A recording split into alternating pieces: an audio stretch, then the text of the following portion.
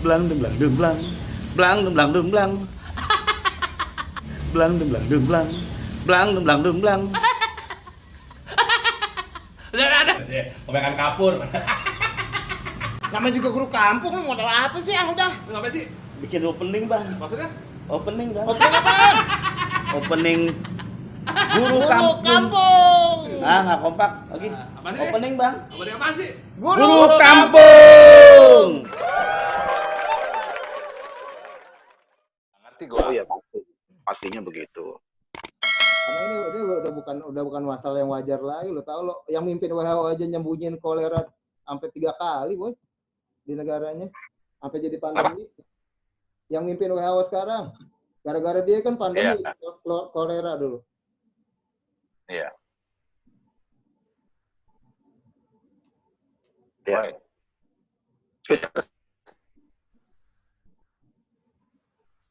Yop, lu denger Yop? Dengar. Nah. Udah lanjutin yang tadi dulu nih ya, berarti ya. Iya. Ya udah berarti nih gimana nih inovasi kita nih ya dalam semua hal lah, termasuk pendidikan nih pasca pandemi ini nih, pasca pandemi. Inovasi yang harus dilakukan oleh sebuah negara ya, negara kita lah. Gimana ya? Menurut Kalau gua bilang gini ya, gua bilang pasca pandemi belum ketahuan kapan. Iya. Kita sedang ada di tengah pandemi yang kita nggak tahu kapan. Ada yang bilang 6 bulan, 4 bulan, 3 bulan, yang bilang 2 tahun juga ada. Gitu kan. Nah, tapi kalau menurut gua gitu ya, sebagai seorang guru sekolah pendidikan dasar gitu ya. Bahkan di bawahnya dasar tuh apa tuh kalau TK tuh? sekolah. Itu yang jauh lebih penting Pendidikan anak usia dini. Iya, betul. Itu yang penting ditanamkan kepada mereka adalah tentang spirit. Semangat. Menurut semangat. Semangat, spirit, sama akhirnya kalau udah spirit terbentuk kan mereka tahu kalau ada kondisi seperti apa mereka harus bagaimana, kondisi seperti apa mereka harus bagaimana. Berarti mental, Boy. Mental, Itu betul. bukan cuma Revolusi mental. Oh, lebih jelas. Bukan cuma semangat sebetulnya, tapi kalau dalam pramuka dibilang namanya kemampuan beradaptasi. Iya, itu dia. Kemampuan Itu dia, beradaptasi spirit. bukan cuma soal semangat, tapi ada orang semangat tapi nggak punya kemampuan adaptasi, ya dia akan umurnya pendek, dalam artian tewas lah ketika dia kemudian cuma bergerak berdasarkan pakem-pakem gitu loh. Kita harus berani adaptasi dan improvisasi. Misalnya satu teknik nggak bisa, kalau orang yang biasa dengan pakem, ketika satu teknik mentok, ya udah dia akan pusing. Tapi orang dengan skill adaptasi dan skill berimprovisasi yang tinggi, ketika ini mentok dia akan berpikir, jebret, kayak bisa begini nih, ini harus begini nih, segera berubah. Jadi bukan orang yang dengan berpikiran saklek gitu loh. Orang-orang yang fleksibel ini ini yang mesti dia tanamin ke anak-anak di bawah. Ki nyambung omongan yang itu nih, gua bilang negara kita dan negara-negara yang berkembang tapi dicap maju gitu kan. Itu pemikiran orang-orangnya bakal bisa lebih fleksibel Ki dibanding negara maju sendiri, karena gini loh. Dari satu hal aja ya. Mereka tuh fokus pada satu hal Ki. Dari dalam segi pendidikan sampai pekerjaan gitu loh. Kita tuh fleksibel, men. Kita multitasking. Ya. Kita bakal bisa lebih fleksibel asal kebijakannya, men. Kebijakannya mendukung. Menurut gue sih itu. Bukan gini. Kalau gue ngelihatnya di sini memang ada semacam kebijakan pendidikan yang harus top down, tapi ada kebijakan pendidikan yang harus dimulai dari bawah. Kita nggak bisa selamanya berharap top down. Kita nggak bisa selamanya berharap pada kebijakan orang di pemerintahan. Tapi bisa kita mulai, kita bisa bercontoh sama orang-orang yang kemarin, sorry nih, gue harus bilang programnya Anies, si Indonesia Mengajar itu, bagaimana kemudian orang-orang di pelosok itu bisa jauh lebih visioner, jauh lebih bergerak di luar pakem dibanding orang-orang yang ada di Jakarta. Kenapa?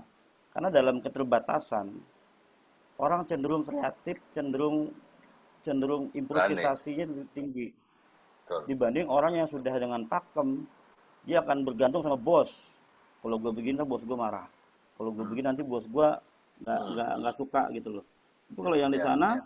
kalau yang di pelosok sana Yes, berpikir, man. kalau yang di pelosok sana berpikir gimana caranya anak-anak ini bisa belajar dengan baik. Makanya mereka Ya. lebih gampang improvisasi gitu loh. Dibanding kita yang ada di sini, man. Ya, kalau kita ngomongin Ya. top down ya mereka yang di pelosok pasti mati. Nggak Kalau gitu juga sih. ngomongin Maksud gue gini, Ki. Kita kan, negara kita ini kan menerapkan sistem otonomi daerah gitu ya. Ya. Nah, selalu harus ada satu kebijakan pusat gitu ya, yang nanti bisa dikembangkan Iya. ke daerah gitu loh. Betul. Maksudnya gitu. Betul. ya sekarang aja masih ada guru yang digaji cuma 300.000. Lu mau ngomongin kebijakan pusat, mau kebijakan daerah, nggak kena. Nah, itu balik lagi, Ki. Kan itu harus ada balik Mental. lagi dong. Mentalnya nih. Bukan kebijakan pusat. Itu sudah bilang tidak ada lagi guru yang digaji dengan harga rendah. Itu kebijakan pusat. Penerapan ke daerahnya yang anjing. Ki, sekarang gini, lu mau orang digaji misalnya standar daerahnya mereka ya, tapi si pengajar sendiri banyak kan diterima honorer, Ki.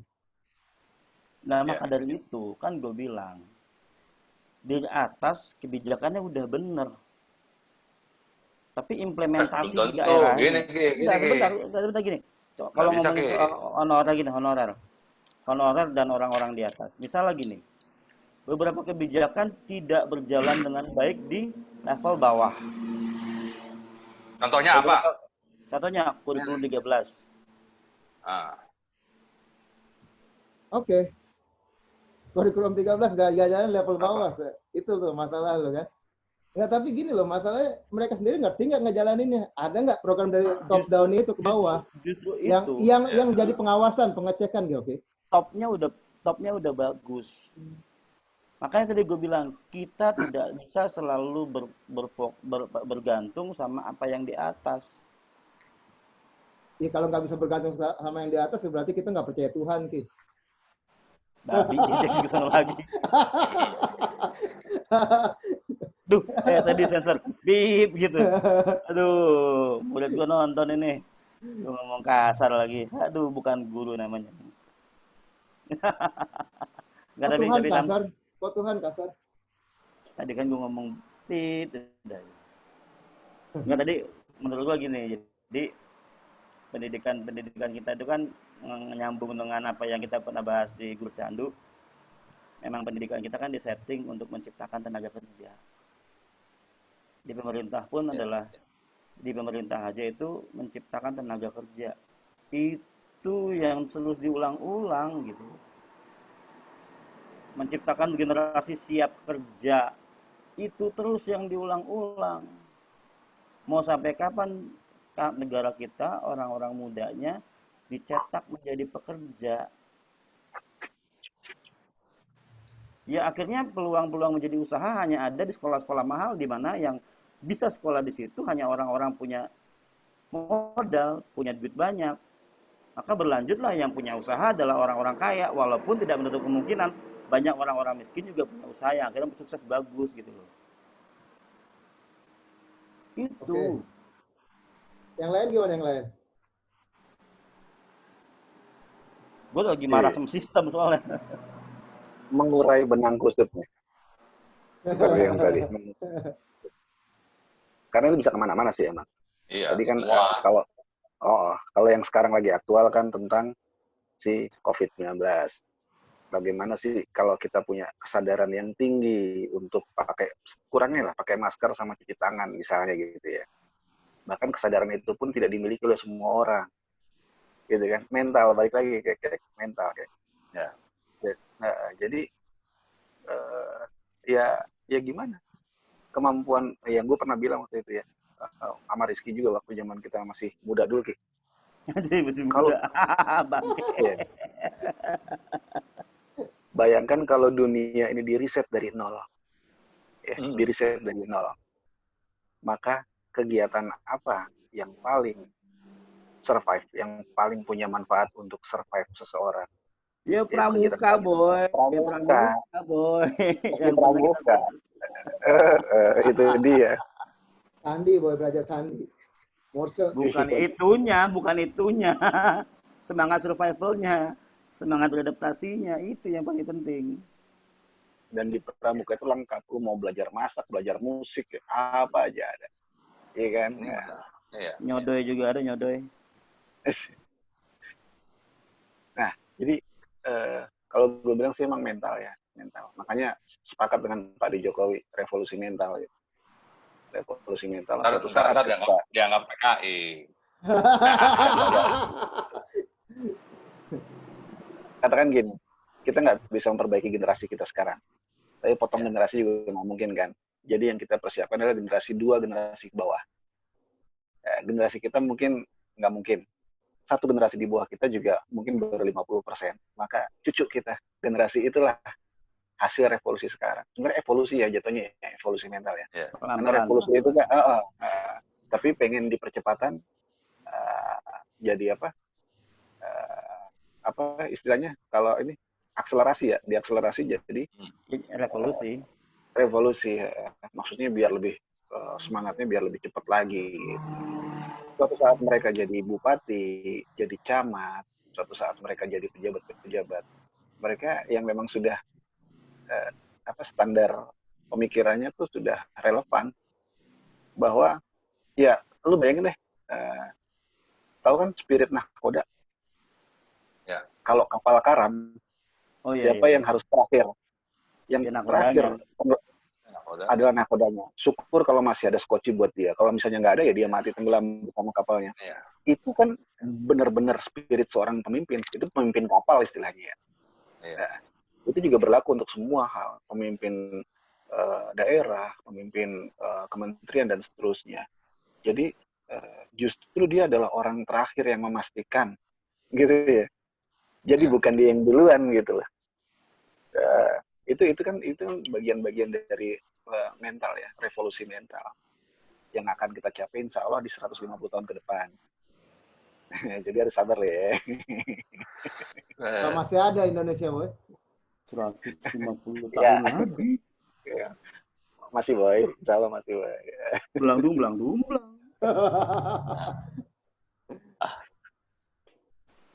Ya, tapi Boy, ini ngomongin COVID, sekitar 2008, gue pernah bikin satu naskah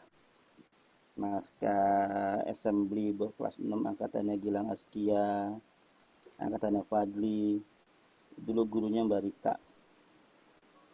Gue pernah bikin satu cerita tentang di masa depan orang tidak akan bisa keluar tanpa masker karena udaranya sudah banyak penyakit dan polusi. Sekarang ini boy, jadi kenyataan boy apa yang gue tulis boy. Hanya kebetulan aja sih. Cocok homologi. betul. Tapi kalau gue punya ini berbeda nih. Dengan pemikirannya Rizky, gue punya pemikiran berbeda. Ya. Lu bisa bayanginnya begini, analogikan. Kalau Rizky pernah menggambarkan situasi tentang masker itu tadi ya, tidak ada orang keluar tanpa masker dan lain sebagainya, dan itu kejadian sekarang. Sekarang bayangkan, ada orang lain selain Rizky yang pernah membayangkan bahwa terjadinya perang dunia ketiga, perang biologi, senjata kimia dan lain sebagainya. Mereka baru berwacana, itu bisa jadi kejadian. Rizky 2008 tentang masker kejadian di 2020. Dan banyak orang yang lainnya yang memprediksikan menuliskan cerita tentang senjata biologi, senjata kimia dan seterusnya. Itu bisa akan kejadian. The Simpsons, boy, The Simpsons. Itu positifnya begitu ya. Trump, ini bukan masalah kemudian, bukan masalah si Rizky bisa baca masa depan, bukan. Artinya kemungkinan yang dipikirkan oleh Rizky kejadian, maka ada kemungkinan juga yang dipikirkan oleh orang lain tentang alien, mungkin tentang juga akan kejadian. Bisa jadi. Iya. Itu dia yang intinya gini boy, setiap orang tuh punya pandangan sesuatu, tapi orang lain nganggap itu ini apa sih, hoax lu ngomong begitu ya kan. Boy. Tapi ketika orang lain percaya, ketika orang lain percaya ngambil itu untuk jadi tema sesuatu, kita kan nggak pernah tahu, Di belakang hal itu ada yang memanfaatkan dong. Biasanya gitu. Ya. Boy. Lu mau tau nggak alien apaan? Apa nih? Burung ababil, boy. Itu alien yang Lempar batu, boy. Itu bom, boy. Bom atom.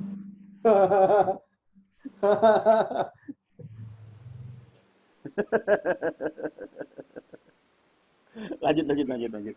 Gua Terus. lagi di depan gua ada candy ini, man. Di depan gua ada candy ghost. Setan Ya, permen. Terus.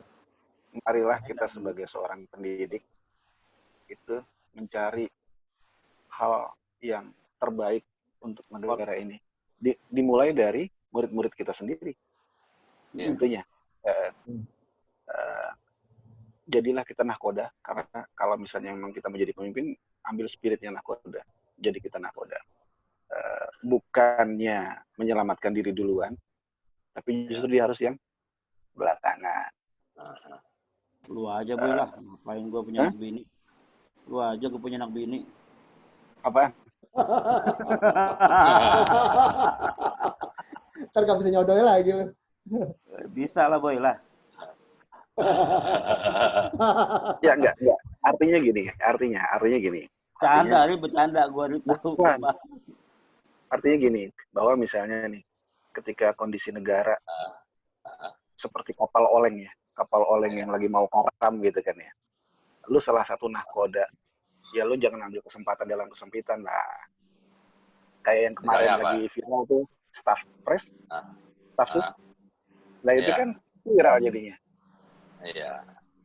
Mungkin betul dia punya itu, dia punya spirit untuk mengatasi masalah. Tapi ada cara-cara yang kemudian bisa terbaca sebagai, ya kan? Konflik of Sebagai interest. hal yang, konflik of interest-nya dia. Jadi kayak mengambil keuntungan di tengah kesulitan ini. Padahal mungkin hatinya dia enggak, mungkin ya. Tapi situasinya udah seperti itu. Lu nggak bisa mengelak lagi. Gitu loh. Iya. Betul nggak sih? Betul. Ya, apa yang Jadi itu bukan sifat nahkoda ya, itu. makanya yang gue bilang, Ki. Menurut gue bukan sifat Nah, nahkoda. Kayak gitu juga. Ya, apa yang gue bicarakan hampir sama, cuma bahasanya berbeda. Sama, gue juga tadi mikirnya begitu. Tapi kan lu kan sempat mengelak, nggak bisa juga. Bukan. Gue bilang sebagai pemimpin etis dan tidak etis. Bukan. Kita tadi bicarakan etis. Kita juga mesti Ambil belajar adil mengcover sisi yang lain yang tadi Adil bilang. Belum tentu juga si Belva punya pikiran itu. Mungkin juga itu bentuk balas budi orang-orang di pemerintahan karena Belva masuk. Makanya gue bilang belum tentu juga. Kita mesti adil menyikapi bahwa kemudian belum tentu ini sepenuhnya salah Belva. Kalau dia menikmati itu, dia nggak akan mundur. Tapi kan proyeknya diambil. Soal proyek itu kan prosedural. Kalau ngomong soal apa yang terjadi di pemerintah itu prosedural. Tapi maksud gini, lu boleh cover dari etis. Secara etis gue sepakat bahwa itu nggak etis. Tapi juga kita mesti berani cover di sisi lain bahwa walaupun itu nggak etis, secara hukum dia nggak bermasalah. Oke, Ki, gini Ki. Kalau menurut kita gue menghargai. Kalau menurut gue kayak gini, Ki. Kalau menurut gue ya, kalau pemerintah mau fair gitu dalam hal ini kan. Sekarang berapa banyak sih lembaga bimbel tersebar di Indonesia, Ki, yang sekarang nggak punya penghasilan gara-gara orang nggak pada les, ya kan? UN mau diselesain. Kenapa lu nggak manfaatin mereka untuk membantu program pemerintah ini nih? Yang tadinya mau di-cover sama si aplikasi tersebut gitu loh. Ini live loh langsung loh, bahkan tenaganya ada. Gitu loh. Turunkan mereka ke lapangan nih. Dengan dana dari pemerintah itu disalurkan ke mereka. Mereka juga lagi nggak ada duit sekarang itu loh. Itu kalau mau fair aja menurut gua ya. Kalau menurut gua nggak fair. Bimbel adalah salah satu alasan kenapa sistem pendidikan nasional kita selalu bolong. Iya, sekarang gini loh, maksudnya dialihfungsikan, Ki. Tenaga-tenaga yang ada di sana. Menurut gua nggak fair. Gua marah sama orang-orang bimbel. Karena orang-orang bimbel itu menjadikan sistem pendidikan nasional kita jadi bolong. Itu dilakukan oleh orang-orang bimbel yang jadi anggota DPR, yang jadi anggota MPR. Mereka ada di komisi pendidikan, tapi mereka tidak mau membiarkan kita ini menjadi baik secara sistem. Karena selalu pengen ada celah buat mereka. Itulah orang-orang yang kemarin menentang UN, Ki, menentang Ki, UN dihapus. Ki. Kan Apa? di balik semua Emosi itu, gua. di balik semua itu harus ada kontrol pemerintah, Ki. Di sini pemerintahnya berani nggak mengontrol itu? Itu loh, pertanyaannya Ya, itu loh, berani nggak pemerintah mengontrol itu? Membuat regulasi semua tentang itu. iya. Kalau gue sih masih dengan pendapat bahwa penyebab sistem pendidikan kita bolong dan penuh celah adalah karena ada yang pengen ambil celah itu. Itu sih, gue sih masih stay di situ. Ya oke Karena lah. apa yang dilakukan Nadiem, yang penentang-penentangnya adalah orang-orang dari situ gitu. Menurut Oke lah, gua, oke lah, menurut gua. oke lah. Menurut gua gitu. Tapi gini ya, maksud gua kontrol pemerintah itu penting. Tinggal bagaimana kemudian pemerintah jangan bagus di atas aja, tapi harus bisa mengimplementasikan ke bawah. Itu sih poin penting gua gitu loh. Lagi anjay dia ngerokok, tadi lisong, sekarang Enggak, rokok. tapi gini loh, gue melihat ya situasi kayak gini kan, situasi ini masuknya ke situasi krisis ya. Hmm, Di setiap krisis itu di baliknya adalah sebuah peluang. Ini kan kayak model yin and yang gitu loh. Ada yang baik, ada yang buruk nih. Nah sekarang kebanyakan tuh di negara kita, apalagi masyarakat ini, melihat krisis ini adalah buruknya terus nih. Gimana ya, caranya sih? Gimana caranya? Ini pemerintah yang mengelola media saat ini, Ki. Gua anggap mengelola media ya, karena mereka hmm, mengontrol berita yang keluar masuk dong, supaya nggak terjadi kegaduhan kan.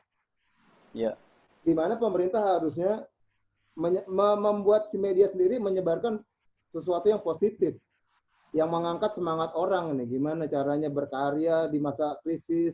Jangan yang diberitain tiap hari PHK apalah segala macam ya kan, yang udah pasti kejadi. Tapi maksud gua gimana sih gitu loh dengan channel-channel TV resmi, nggak mungkin TVRI orang nonton sih, yang lain-lain lah, tapi maksudnya gimana loh, gimana gitu kan, yang positifnya gimana gitu, positifnya dari sebuah krisis ini gimana gitu loh. Apa kita perlu bikin sesuatu, misalkan ya sekarang anggaplah semua negara kan lagi rely on on domestic things lah ya, jadi nggak mikirin masalah investasi atau segala macam gitu loh. Gimana caranya bertahan hidup di negara sendiri gitu kan. Ya sekarang angkatlah kembali pertanian, angkatlah kembali perikanan, maksud gue gitu, angkatlah kembali pendidikan kita nih. Dalam 2 tahun ini kemungkinan pandemi yang nggak mungkin selesai ini kan, oke lah kita mulai bergerak lagi gitu loh dalam sektor pertanian, dalam sektor pendidikan kita, gimana kita caranya majuin bangsa ini setelah dalam 2 tahun gitu loh. Dibuat sebuah semangat dulu awalnya, semangat untuk masyarakat, sehingga masyarakat punya ide-ide sendiri. Nah, nanti dibuatlah oleh pemerintah itu sebuah wadah menampung ide-ide itu. Tadi dulu bilang kan co-working space banyak udah. Walaupun gue ngeliatnya sih belum merata ya. Nah, disitulah pemerintah ngambil ada, gue ide-ide bilang ada, tersebut bukan gitu loh. banyak. Iya, Di di tiap situ daerah maksud ada gue. satu. Iya, maksud gue di situ lah. Jadi si pemerintah itu jadi ada satu lembaga lagi yang menaungi ide-ide dari co-working space. Karena kan gue pengennya negara ini punya Silicon Valley sendiri, men. Gitu loh. Jadi negara maju yang berdikari, benar-benar berdikari. Karena sekarang kita melihat dari jumlah penduduk kita aja, kita bisa kok ngidupin bangsa kita sendiri Iya, tanpa makanya. perlu ketergantungan asing gitu loh. Untuk sekedar bisa Makanya, hidup ya, Iya, bukan untuk jadi kaya makanya, ya. iya. makanya tadi gue bilang sama lu, kita ngundang DC ngomongin hidroponik. Ini hidroponik ini salah satu metode paling tepat untuk bertahan hidup di pandemi ini. Kita nanam makanan kita sendiri, gitu loh. Benar nggak? Itu salah satu Nggak cara. secepat itu. Nggak. Apa, hidroponik itu untuk saat ini masih sifatnya hobi. Artinya, lu nanam berapa, misalnya luas-luas rumah lu berapa, terus lu punya lahan berapa Ya. untuk membuat hidroponik itu paling hanya untuk sekali, 2 kali, 3 kali makan. Dengan waktu yang Ya. dibutuhkan Lama. masih apa, relevansinya belum masuk. Jadi mungkin kita lebih Ya, dari maksud gue sekedar gini. Maksud gue benar, gue sepakat sama lu, Rip. Maksud gue Itu salah satu pembelajaran yang mesti setiap orang punya skill, yang setiap orang untuk punya itu gitu loh, untuk memahami bahwa itu adalah survival skills gitu loh. Masalah sekarang jadinya masih hobi ya, ya emang sekarang masih hobi, cuman skills itu dibutuhkan di masa depan nanti gitu loh, menurut gua sebagai bagian dari skill survival gitu loh. Ya, ini balik lagi ke laptop ya, ke pandemi Nah, ini ya, yang belum jelas ketahuan kapan selesainya. Jadi apa sih yang sebenarnya bisa kita lakukan nih sebagai pendidik gitu ya, untuk mengatasi masalah-masalah ini? Karena gue kemarin ngobrol juga di grup sebelah itu, mohon maaf pemikirannya belum terlalu jauh. Artinya belum terlalu jauh tuh gini, mereka masih yakin bahwa pandemi ini akan selesai di 2 bulan, 3 bulan ini. Gua membuka wacana bahwa bila mana pandemi ini tidak selesai dalam waktu 1 tahun, itu Ya. rontok ekonomi kita. Gue bilang gitu. Bukan cuma kita loh, dunia loh. Gue bilang gitu kan. Itu belum bisa dipahami. Memang belum bisa dipahami. Akhirnya gue kasih wacana begini. Berapa banyak orang yang akan mendadak miskin? Ini bukan hanya orang kalangan menengah ke bawah ya. Menengah ke atas pun juga banyak loh. Ya. Uh, sebagai contoh kemarin tuh yang viral apa tuh, yang ada orang penghasilan 80 juta gitu kan, terus karena kondisi ini duel dia, nggak ada penghasilan, sementara daya hidup sudah terlanjur 80 juta ya kan, akhirnya dia, waduh, gua nggak tahu deh, gua belum ngikutin ceritanya lagi gitu. Berapa banyak orang yang seperti itu yang menengah ke atas loh. Jadi gue bilang gini sama teman-teman, gitu, kalian kan guru nih, mengajar di sekolah-sekolah, katakan mohon maaf sekolah premium gitu ya, sekolah premium ya, dikatakan bahwa aman karena lu masih digaji gitu. Tapi jangan lupa, sekolah pun mendapatkan income itu kan dari pembayar, yaitu orang tua siswa. Orang tua siswa yang memang saat ini, kalau di sekolah premium kan tentunya orang tua siswa yang menengah ke atas. Ketika bisnisnya mereka mati karena kondisi pandemi ini, ya mereka pasti akan menempatkan pendidikan di prioritas kesekian. Prioritas pertama pasti makan. Betul kan? Akhirnya apa? Ya akhirnya tetap seperti pabrik-pabrik terjadi PHK dan lain sebagainya, itu pasti terjadi meskipun itu ada di lingkup sekolah premium sekalipun gitu. Kita nggak bicara 2 bulan ke depan ya, nggak. Kalau 2 bulan ke depan kelar, insya Allah sih kita cuma goyang dikit. Tapi kalau ini sampai setahun, bayangin. Dan mohon maaf nih, gue juga belajar dari beberapa studi kasus yang pernah gue alami sendiri. Katakan begini, gue punya income selama ini adalah faktor X misalnya gitu ya, faktor X gitu ya. Kemudian di satu kondisi gue harus melakukan kredit yang nilainya sebenarnya hanya senilai faktor X alias senilai dari income bulanan 1 bulan. Oke.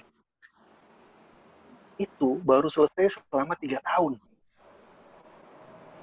Gitu. Dan itu selama 2 tahun atau 3 tahun itu perekonomian jadi goyang-goyangnya, artinya gini, yang tadinya harus faktor X menjadi faktor S min sekian. Ya enggak? Dan itu kejadian kalau gua seperti kehilangan income 1 bulan. Lu kehilangan income 1 bulan, lu hancur 1 tahun. 2 tahun bisa lebih. Nah, bayangkan kalau lu kehilangan income 1 tahun, berapa tahun yang harus lu korbankan untuk itu? Banyak. Apalagi kalau misalnya variabelnya dikaitkan dengan variabel gaya hidup gitu dan lain sebagainya gitu ya. Itu luar biasa. Itu gue buka wacana di grup sebelah. Grup sebelah lagi. Terus. Dan akhirnya? Terusnya? Ya akhirnya diskusinya mentah sampai di situ. Kalau kita kan diskusi hidup nih, kita berusaha untuk melihat, untuk bisa melihat kondisi Indonesia di paling kurang 2 tahun ke depan. Ya kan, 2 tahun ke depan, 5 tahun ke depan. Di sana nggak bisa. Iya. Oh iya Apa berarti. apa yang lu Berarti nggak ungkapkan survival tadi? dong. Kalau gue Nah, melihatnya itu sih dia. bakal ada disintegrasi nih, karena gini, lu biar ini setahun aja. Ibarat kata gini, provinsi yang punya apa namanya hasil pertanian atau perikanan gitu loh. Mereka nggak mau lah kirim lagi karena mereka pikir ibu aja kurang kok gitu loh. Nanti lama-lama kita akan terjadi perpecahan sendiri kalau kayak gini jatuhnya. Perpecahan alami nih. Iya, Kalau gue iya, melihatnya iya. gitu, Gua perpecahan alami. tapi gini, tapi gini. Eh, gue sih sepakat sama yang disampaikan Arif, sepakat banget. Tapi ketika itu diungkapkan, Jangan sepakat dong. jadi belum kelar, elah, dipotong potong maning. Ngeri, takut kiamat, Rip. Takut kiamat doi. Belum kelar gua ngomong udah dipotong baik. Nggak, jadi gini. Lanjut. Jadi gini. Jadi benar apa yang disampaikan Arif. Tapi sekarang yang perlu dibangun adalah eh, eh, sebuah persepsi bahwa sebetulnya corona itu tidak menakutkan apa yang tadi disampaikan Arif. Secara ekonomi benar, jika kita merasa takut sama si corona tadi, jika kita takut sama corona tadi dan berkepanjangan, dampaknya seperti yang Arif bilangin tadi. Nah, sekarang positif itu ke anak-anak murid kita, orang-orang sekitar kita, bahwa ini nggak yang dalam artian corona ini sebetulnya bisa kita handle sistem imun. Sampai sekarang orang-orang yang sembuh itu tidak diberi obat apa-apa. Jikapun ada yang sembuh dan dia punya penyakit bawaan, yang diobati itu penyakit bawaannya, bukan si penyakit yang disebabkan oleh si SARS-CoV-2 ini, jika memang ada. Nah, tapi kayak teman-teman, ada beberapa teman gue yang sembuh, dia bilang, ya memang bener nggak dikasih obat, orang obatnya belum ada. Gue cuma diobatin demam gue supaya turun, satu. Yang kedua, diobatin supaya daya tahan tubuh gue tinggi, which is cuma dikasih imun boost imun sama vitamin C dan segala macamnya. Nah, sekarang yang perlu dibangun itu adalah positivisme, bahwa lu bisa bertahan dalam artian yang nggak semematikan yang lu bayangin gitu loh. Death rate-nya itu rendah banget dibanding yang lainnya gitu loh. Dibanding kecelakaan motor setiap hari itu sama death rate-nya si COVID itu, tinggian kecelakaan motor. Betul. Inilah di Ini sini ya, gue bilang bahwa efek apa media nih, efek iya, propaganda. fear business. Ini emang orang lagi ngomongin fear business supaya Berapa yang mati? Sorry, berapa yang mati? yang mati Sejauh ini 600-an, yang sembuh sudah lebih dari 1.000. yang mati 600-an. Ya. 600 Iya. yang mati ya. Hmm. Diklaim sebagai mati karena COVID. Ya. Yang ini terus-menerus disiarkan di media. Padahal dengan jumlah 270 juta penduduk Indonesia tanpa COVID, itu tingkat mortalitas per hari itu bisa 3.000 sampai 5.000. Itu tingkat kecil.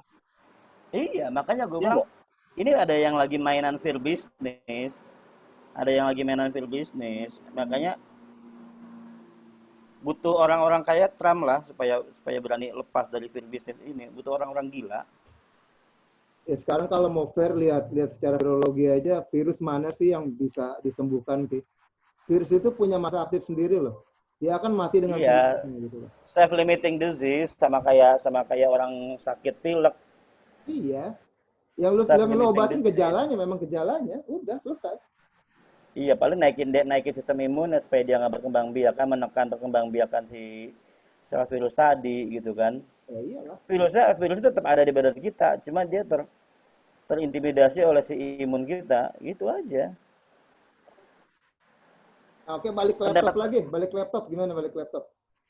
Ya, kita sebagai pendidik mesti menanamkan positivisme ke anak-anak murid kita. Betul, kita harus cuci tangan, kita harus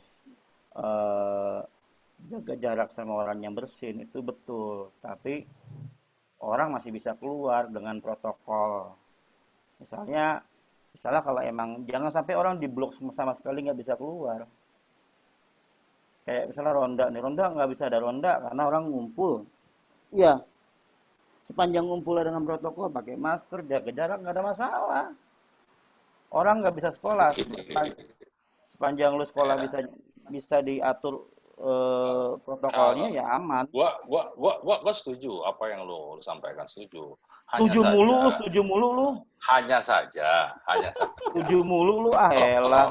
Artinya gini, bahwa bagaimana kita tidak menjadi si corona ini menjadi stigma yang menakutkan tanda kutip sehingga orang akhirnya Betul. membuat depresi. Itu terjadi. Sekarang kita memberikan mengedukasi, ayo cuci tangan. Sementara pemberitaan yang ini orang tuh udah mulai bosan dengan pemberitaan itu, termasuk gua Ki, terus terang. Gua termasuk Ya, orang yang udah mulai bosan. Gua mulai sama bosan bang. artinya gini, enggak gini, gua artinya gini, bahwa gue pikir memang gue ya meyakini gitu kan awalnya ini apa sih gitu kan, akhirnya semenjak gue ngikutin gue telusuri akhirnya gue membuat asumsi sendiri gitu ya, dan tidak pernah gue publikasikan asumsi gue itu ya. Gue meyakini kenapa harus kayak gini, ini bisa orang tuh bisa mati di rumah gitu dengan kondisi gini, dia berita ini kapan terus ditambah lagi dengan adanya PSBB ya kan, hingga orang yang mau mudik dan mudik sekarang lagi rame nih, mudik dan pulang kampung sedang rame gitu kan. Ya apalah itulah ya PSBB, menikah sejarah perjuangan bangsa. Ini kan kalau kayak pos ronda sendiri gitu kan, kayak ngeronda, akhirnya memang banyak orang yang mengambil ajas manfaat. Contohnya yang gue harus pikir, contoh ini yang dikeluarkan yang di penjara dibebaskan, itu pertama. Akhirnya yang dibebaskan dia berbuat ulah lagi, ya kan. Nah ini kan yang jadi ramai sekarang, terjadilah begal di mana-mana. Pokoknya akhirnya banyak kelompok-kelompok yang secara kutip kelompok-kelompok yang negatif. Ada istilahnya kelompok yang mau coba mengambil kesempatan dalam kesempitan, membobol toko-toko dan sebagainya. Ini sempat kejadian sih di tempat gue nih ya. Akhirnya kejadiannya ketahuan dan akhirnya tuh tokonya dilas sama masyarakat itu karena yang punya toko udah pulang kampung. Ini kan akhirnya seperti ini gitu loh. Kejadian-kejadian ini muncul lagi di kelompok-kelompok seperti ini. Gitu. Bang. Jadi gue jadi mikir gini, ada nggak sih orang yang dibunuh sama pocong? Yang ada orang itu mati karena dia panik, lari, kesandung, jatuh, palanya kepentok misalnya gitu. Jadi kita mati bukan karena dibunuh sama yang kita takut, tapi sama rasa takut kita sendiri itu gitu loh. Sama kayak si COVID tadi ini bang, hantu nggak kelihatan gitu loh. Tapi kita mati karena rasa takut kita doang gitu. Nah, gimana rasa takut itu bisa hilang kalau setiap hari selalu disuguhkan berita-berita seperti itu? Lah hadepin bang, kayak sekarang gue ngadepin pocong depan gue nih. Ya, lo ngomong begitu bisa. Kan mental orang beda-beda. Nah, itu tugas pendidik, melatih anak-anak kita nih, gitu. Iya, ngerti gua tugas pendidik. Ini 1 menit lagi nih, last 1 minute again. Mau masuk tuh. Satu lagi lah kita bikin lah. Ayo udah. Tolong beli. Ya udah bikin lagi. Pamflet lu gue bikin pamflet dulu. Gue bikin kopi dulu. Oke. Udah mulai goyang. Tunggu hilang dulu.